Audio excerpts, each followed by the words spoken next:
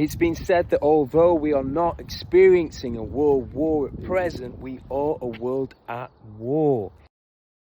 Let's look at W for war. Let's look at this data from Uppsala Conflict Data Programme and Peace Research Institute in Oslo 2024, which divides conflict up into 4 categories from 1946 to 2023.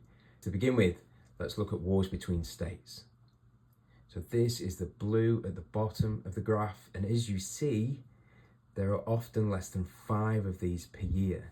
Whereas if we look on to civil wars, what's known as non-internationalized intrastate wars, so civil wars that don't involve a foreign actor, you see there's 4 more of these around the world, sometimes as many as 50 of these going on in a single year. Now, if you include ones where there are foreign actor involved, you see that there are now up to 60 of these in a single year. To offer 3 quick points. The first is the threat of big wars between governments is relatively small. Think Russia's invasion of Ukraine. These can have very high death tolls, but are quite few and far between. Whereas we've seen a resurgence of civil wars, and these have become more complex because there's more foreign actors involved. Brings us on to the second point regarding the global phenomenon that is armed groups. In these crises, you often have tens, sometimes hundreds, sometimes even thousands of armed groups involved. Think Sudan, the Congo, Central African Republic, etc.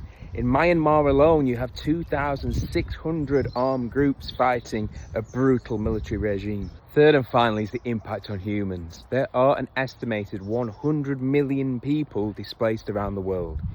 The United Nations estimates that 290 million people are in need of humanitarian assistance.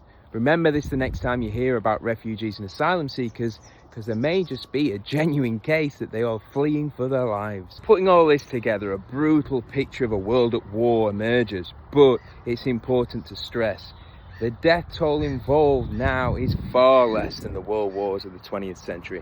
We are often talking about tens of thousands and hundreds of thousands of people instead of tens of millions of people. And that's why at the moment it seems to be better to be in a world at war rather than in a world war.